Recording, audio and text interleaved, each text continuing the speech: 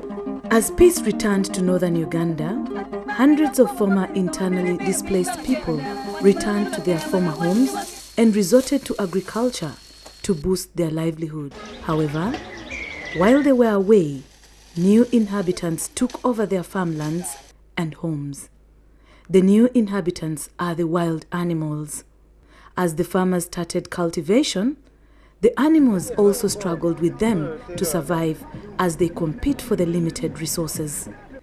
This comes amidst increasing revenue that the country is getting from tourism, especially at the Murchison Falls National Park, which is the most visited by tourists. Professor Maurice Ogenga Latigo is one of the farmers who have lost hundreds of hectares of crops to the animals, particularly elephants, baboons, and buffaloes. We've had an incredible problem with the buffaloes this season. We grew super rice, which is a very highly aromatic. It has a strong smell and it attracts the animals from far. Down on the other side, 30 acres of the rice. The buffaloes made it their grazing ground and we never harvested. In fact, we got 3 bags out of 30 acres. We expected to get something in the region of 60 million. Then the elephants come in. The biggest problem with the elephants is they just walk in. This maize on the lower side, elephants came twice. Destroyed maize from the lower side there. Some they would eat, others they would crush on the ground, others they would just pull and throw. Professor Ogenga is not the only farmer affected by the wild animals from the park.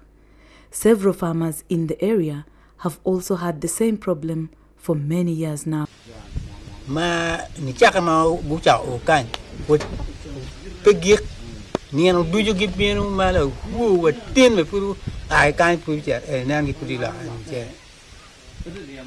But what is exactly causing this problem? We are not hearing of crop rates from elephants, we are not hearing anything of buffaloes because I believe like people were in camps. So whatever is happening outside there, they are not aware. But that doesn't mean animals were not moving, they were moving. And also when people stayed longer in the camp, all these gardens are what turned into like wilderness. And these animals, they have very good instincts. There is a narrowing space to the elephants, and the elephants are tracking they're keeping their track. Where they used to eat, where they used to operate. And also that people are planting very palatable crop varieties, which is attractive. Large population of wildlife live outside the protected area. For the case of community around Murchison Falls, in Kochigoma, there used to be some group of elephants that existed there. They grew there and never even been having contact with the park until when this population of human being increased. So pressure came on them, pushed them, but not necessarily back. They were just killed. So we find out the challenge we have now that Kelak Control Area gazetted people are now using for settlement. So Halolim, gazetted. So there's a big challenge. The normal movement of these elephants, when they now see, they call it conflict. Yet it actually is not supposed to be conflict. They also have right to move.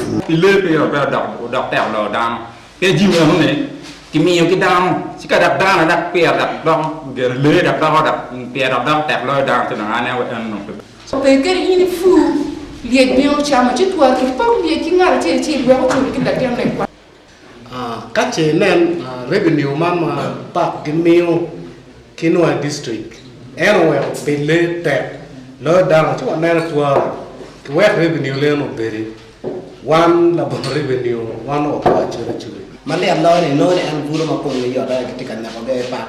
And then, the pair earning, food job a week, no more talk. Ping up again, no, you look at me, time, Kakima, okay, could do give back a better cock away. So you find these poachers themselves, sometimes, there are those who will go, they want meat. They haven't been successful in their hunting. They get a group that is successful and they're already carrying the meat. So what they want, what they do is to make sure that they disorganize this one, carry the meat. And in the process, there are people who disappear. When you grow super rice, you expect a minimum of 15 bags per acre.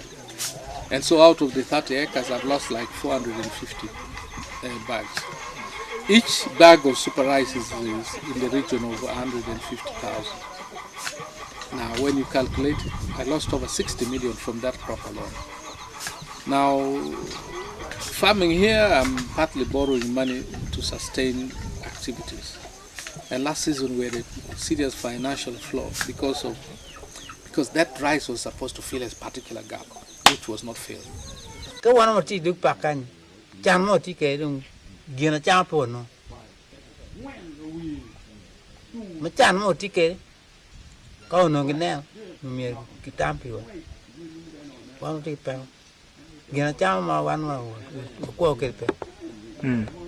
The Uganda Wildlife Authority says it has done all within its powers to stop stray animals from eating food crops. Some of the measures they say have been done are the recruitment of more game rangers and the digging of trenches to stop elephants from crossing the park boundaries. They have also had interventions including creating friendship with the community as well as assisting families that have seen deaths caused by wild animals. Now there are a number of interventions which were put in place. You have been hearing probably of these, the trenches which we try to put in place. We have actually programs where we have our own vehicles going out there to collect the local communities to come and tour, so that they also have that appreciation. What is this thing that the Zoom is coming to see? What is good in these animals rather than looking at them as a source of food? We have what we call consolation fund, which sometimes we give for the cases of death and injury. Some minimal money that can meet the burial expenses and that kind of thing. But it's only given when we justify that the person really died on the the purpose of the death is meaningful. Otherwise, if you have gone poaching in the park and the animal buffalo goes, you may not qualify for that. Yeah. So we do assess a lot of things to make you qualify for that. People have benefited from it. So it would be important that WOA actually reaches out to farmers. If they come to me, they would go with them, they look at my area and see how the animals move, and they can then give advice and say, these animals will always come like this. And because they will come like this and they may come at this time, this is what you should prepare to do. Now, that kind of intimate intervention on the part of WOA is not there. They merely respond to our cry. Lộc mà cao mấy quả lộc vớt lên bị cao ở bề bụng mới bề lẹ là phê cái là tiền mà cái chả là đúng là tiền mà mẹ What WOA can do is have all these communities, the immediate farmers, trained, exposed to the different interventions that they can do. The immediate medication you can do, like scare shooting, drumming, so that you scare off the animals. Communities, they always whenever there's any problem, they inform us. They inform us because there's a problem right now. They have to alert us and then we rush to that. We have established ranger posts almost in most of the key areas where crop raiding takes place. In Kochigoma, around the Toro, we have in the area of Anaka. That is the Agung area. So those rangers are purposely there for quick response. When reported cases come, the community report, and they go and do scare shooting.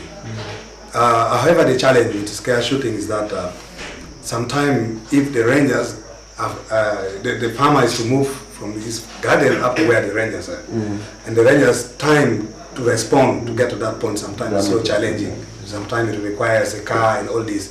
So you find that the gap is so much wide. And we decided to improve that by training local communities, having wildlife scouts in all of these, among these communities.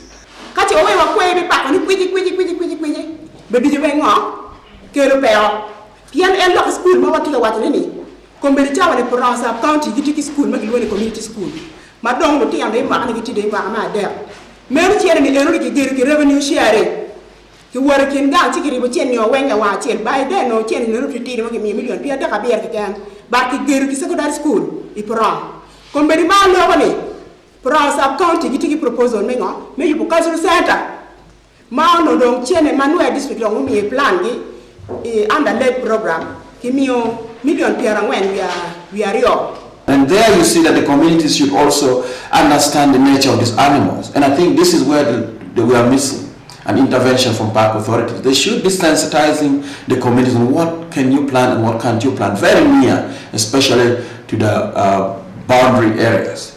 Some people are suggesting that maybe the increase in oil activities within the park is also contributing to the elephants moving away from those places. Now, there's no scientific proof as it is, but to the elders of Noya, they don't need a scientist to tell them that elephants run away from light, elephants run away from things smelling like oil, because these are some of the measures they are using to deter the elephants from crossing to their gardens.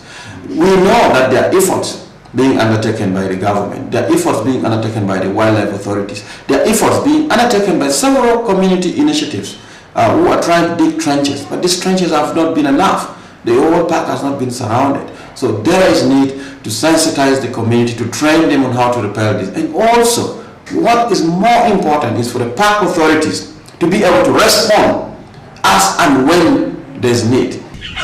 It is not just enough to say, well, because you are near the park, animals will come and eat your things. No. Neither do we want to say when animals come we should harm them. So the big challenge is for WUA to appreciate this and for us to come to a common understanding on how to proceed as one body, two sides of one challenge. If we can do that, then we can manage the problem in a more positive way. However, the wildlife body says it is also constrained by resources as well as legal interpretations of the wildlife law in the courts. If somebody takes or kill an elephant and is taken to court, and this magistrate or the prosecutor has little interest or has not available, has known little about the very wildlife, he can charge this person 30,000 shillings, which is not even the cost of taking him for prosecution. The fuel will be banned from here to take. So give us a big challenge and somebody just walk free.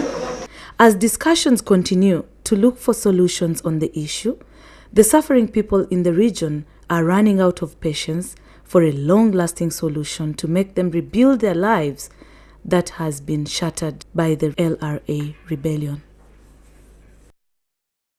You